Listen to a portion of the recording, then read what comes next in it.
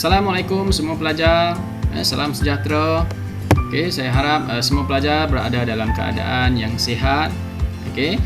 Baik, kita akan meneruskan pembelajaran kita pada hari ini dengan latihan yang seterusnya dalam bab yang ke-6.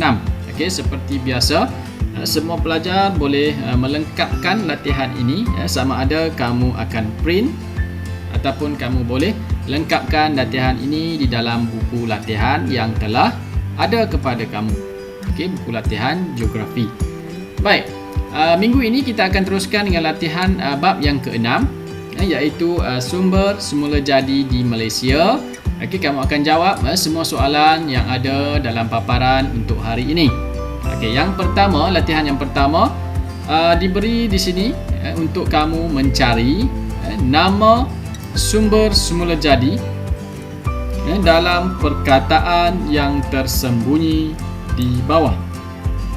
Okey, kamu rujuk pada saat cari kamu cari nama sumber semula jadi dalam perkataan yang tersembunyi dalam cari kata di bawah ini.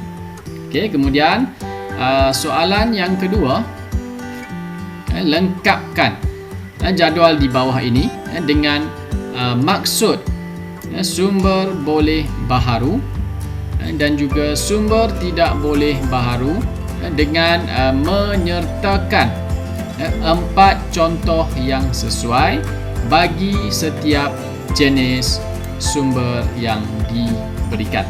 Okey, sumber boleh baharu, kamu nyatakan apa maksud dia, kemudian kamu berikan 4 contoh.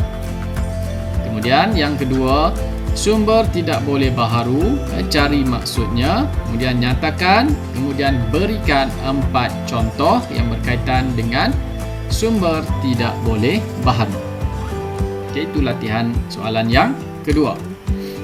Kemudian soalan yang ketiga, taburan sumber boleh baharu dan juga sumber tidak boleh baharu. Okey, dengan merujuk kepada peta yang ada di sini.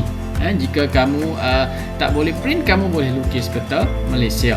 Berdasarkan peta di bawah ini, okey, lorekkan dan juga namakan lokasi hutan semula jadi pada peta Malaysia yang ada di bawah ini. Tugas kamu lihat pada peta, kemudian lorekkan dan namakan lokasi hutan semula jadi pada peta Malaysia di bawah ini. Okey, ini yang mudah. Gunakan buku teks rujuk. Saya yakin kamu dapat menjawabnya. Okey, setelah kamu lorekkan, okey, buat petunjuk di bahagian bawah. Pastikan lorekkan yang kamu buat di dalam peta sama dengan petunjuk. Okey. Baik, yang seterusnya, baik, namakan sumber mineral yang diteroka di kawasan yang dinyatakan dalam peta di bawah ini. Okey, dalam peta di bawah ini telah diberikan kawasan-kawasan yang tertentu, iaitu merujuk kepada kawasan-kawasan yang mempunyai sumber-sumber mineral yang diteroka. Okey, dalam jadual ini kamu dapat lihat ada Pulau Langkawi, Taiping, Lembah Kinta, Rusila, Bukit Besi, Kuala Lipis, Rauk, Bukit Ibam, Kota Tinggi, Teluk Ramunia dan seterusnya. Okey, setiap daripada kawasan ini mempunyai sumber-sumber mineralnya tersendiri. Cuba kamu rujuk dari buku teks. Okey, kenal pasti kawasan tersebut, kemudian berikan sumber mineral berdasarkan lokasi-lokasi yang diberikan. Baik, kemudian yang berikutnya, kawasan yang bertanda dalam peta di bawah ini ialah kawasan perlombongan gas asli dan juga petroleum. Okey, cuba kamu namakan kawasan-kawasan yang ditandakan di dalam peta di bawah ini dengan merujuk kepada peta ini. seperti yang adalah gambar rajah, petunjuk.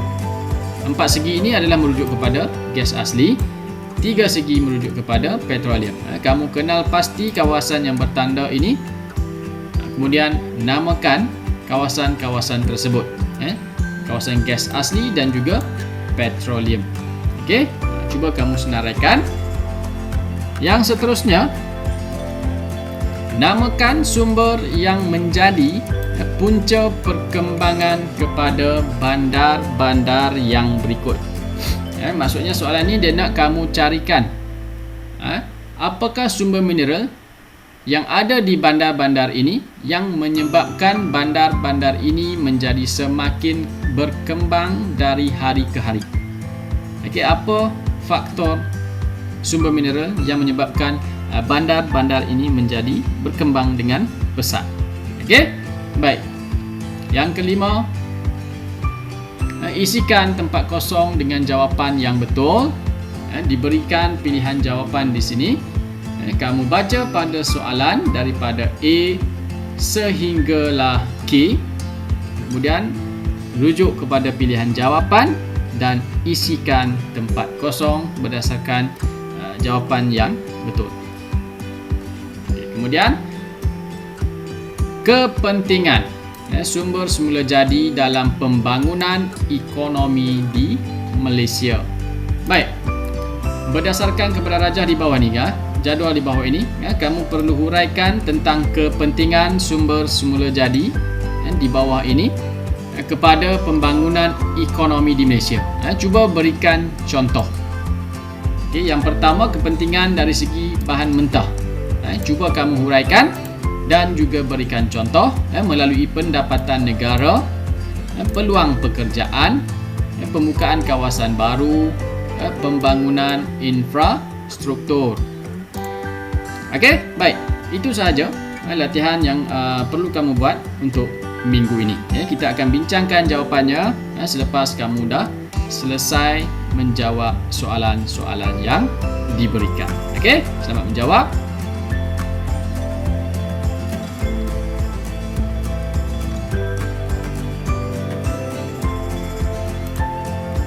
Baik kelas, saya harap kamu dah menjawab soalan-soalan yang diberikan. Okey, sekarang kita nak bincangkan bagi jawapan-jawapan yang betul. Kamu akan buat semakan. Jika ada kesalahan, kamu boleh betulkan. Okey, jika betul, tahniah diucapkan. Baik.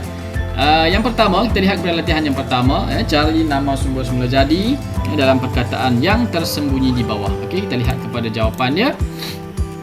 Okey, antara jawapan yang ada di sini, yang pertama ialah buloh. Okey, buloh. Kemudian tanah. Kemudian hutan. Kemudian petroleum, suria, angin dan juga air. Okey. Baik, saya harap kamu dapat melihat jawapan ini. Baik, kita teruskan kepada soalan yang kedua. Okey, lengkapkan jadual di bawah dengan maksud sumber boleh baharu dan sumber tidak boleh baharu dan juga contoh-contoh yang bersesuaian dengan sumber-sumber ini. Boleh baharu dan tidak boleh baharu. Okey, jawapannya bagi sumber boleh baharu maksudnya adalah sumber alam yang tidak dapat digunakan secara berterusan dan bekalannya tidak akan habis. Manakala contoh bagi sumber boleh baharu adalah seperti hutan, tanah, suria dan juga air. Baik, bagi maksud sumber tidak boleh baharu, iaitu sumber yang akan habis dan tidak boleh diganti semula apabila digunakan secara berterusan. Contohnya biji timah, emas, biji besi, petroleum ataupun jawapan yang lain yang boleh diberikan gas asli, kaolin, arang, batu, fosfat ataupun batu granit. Okey, baik, itu adalah antara jawapan dia. Baik, yang seterusnya.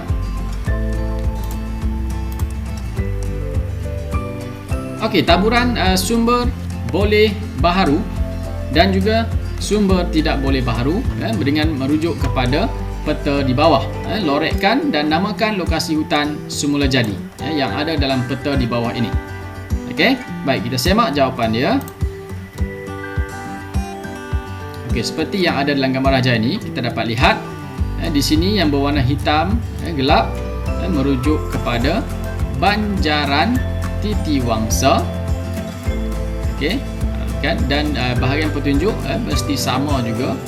Okay, yang berwarna hitam gelap. Okay, kemudian yang bertitik-titik ini adalah merujuk kepada hutan hujan tropika. Okey, baik. Kemudian yang seterusnya yang bergaris secara melintang, iaitu merujuk kepada hutan pantai, sepanjang pantai Terengganu. Okey. Kemudian yang bertitik-titik halus merujuk kepada hutan paya air masin seperti di Larut Matang, Kuala Pantai, Selangor. Kemudian yang bergaris secara sedikit menegak, hutan paya air tawar. Okey, iaitu merujuk di sekitar Tasik Chini. Yang warna gelap tadi juga merujuk kepada Banjaran Croker dan juga pendalaman di bahagian Sarawak. Dan juga terdapat juga hutan hujan tropika di sini dan juga hutan gunung. Baik, yang seterusnya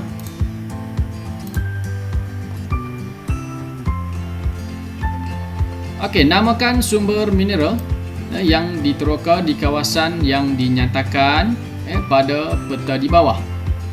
Okey, diberikan satu gambar raja, gambar raja Semenanjung Malaysia dan Sabah dan Sarawak.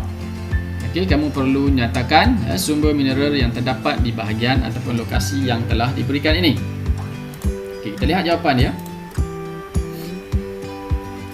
Okey, di Langkawi sumber mineralnya adalah batu kapur, Taiping, biji timah, Lembah Kinta, biji timah, Rusila, emas, Bukit Besi, ada biji besi, Kuala Lipis, emas, Raub, emas, Bukit Ibam, biji besi, Kota Tinggi, ada biji timah, kemudian Teluk Ramunia, ada bauksit, Lahad Datu, ada bauksit, Mamut, ada kuprum, Siling Popon, ada arang batu, Miri, ada petroleum, kemudian Bintulu, ada arang batu, Merit Pillar, ada arang batu, Kuching, ada kaulin, dan di Silantik ada arang batu.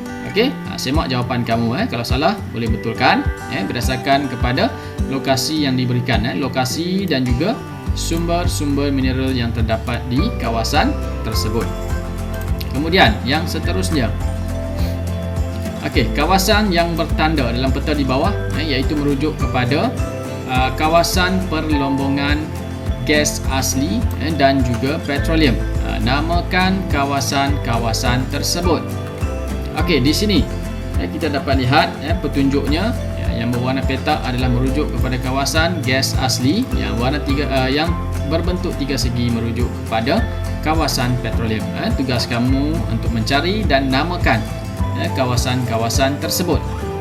Okey, baik, kita lihat jawapannya. Okey, bagi A, kamu boleh rujuk pada jawapan yang kamu berikan. A, B, C sehinggalah habis. Okey, A merujuk kepada Damar, B adalah Lawit. A ni kawasan ni adalah gas asli, gas asli dahulu.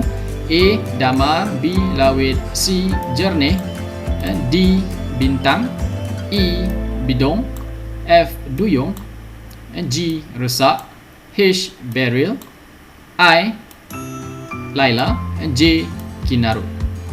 Manakala bagi kawasan petroleum, K adalah Bokor, L Tukau, M Lutong Barat, N Up West, O Saint Joseph, P Tapis, Q Tiong, dan R Bekok. Okey, itu jawapannya bagi soalan yang ketiga. Kemudian bagi soalan yang keempat, namakan sumber yang menjadi punca perkembangan kepada bandar-bandar yang berikut. Daripada Ipoh sehinggalah Miri. Apakah sumber-sumber yang menyebabkan bandar-bandar ini dapat berkembang dengan pesat sehingga kini? Kita lihat jawapannya. Yang pertama A adalah BJ Timah yang telah memperkembangkan kawasan bandar Ipoh. Kemudian Kertih yang kedua adalah petroleum dan gas asli. Kemudian C adalah BJ Timah, D petroleum dan gas asli.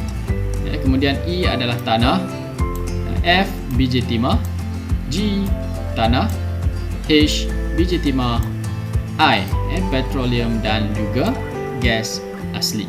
Itu soalan yang keempat. Kemudian yang seterusnya, isikan tempat kosong dengan jawapan yang betul.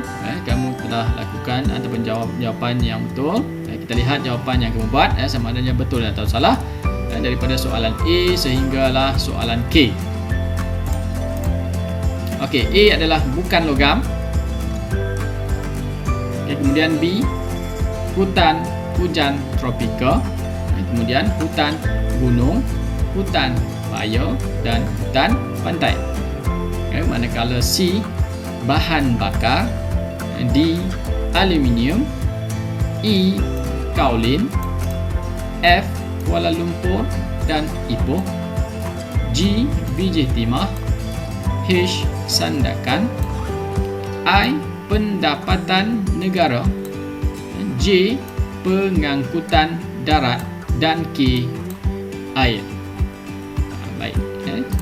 Yang terakhir untuk hari ini iaitu berkenaan dengan kepentingan sumber semula jadi dalam pembangunan ekonomi di Malaysia. Kepentingan sumber di bawah kamu akan huraikan kepada pembangunan ekonomi dan juga contoh. Yang pertama, bahan mentah. Yang kedua, pendapatan negara. Yang ketiga, peluang pekerjaan. Yang keempat, pembukaan kawasan baru. Dan yang kelima, pembangunan infrastruktur. Kita akan lihat jawapan bagi huraian dan juga contohnya bagi setiap daripada kepentingan tadi. Yang pertama, melalui bahan mentah. Kepentingannya, antara kepentingannya yang boleh kamu nyatakan,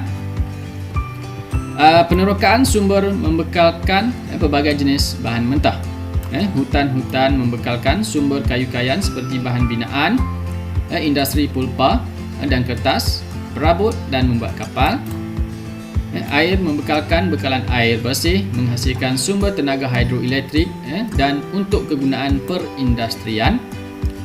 Kemudian mineral logam seperti BJ Timah digunakan untuk perusahaan penyaduran logam. Petroleum, gas asli dan arang batu merupakan bahan mentah untuk menjana kuasa elektrik.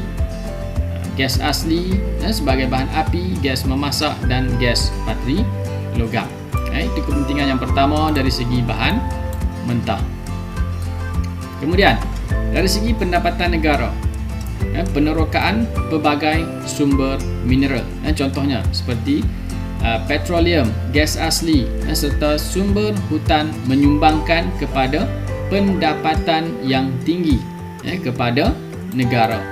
Contohnya sumber hutan memberikan pendapatan kepada negara melalui ini contoh ekspor kayu balak, kayu gergaji, papan lapis, perabot dan barangan keluaran kayu.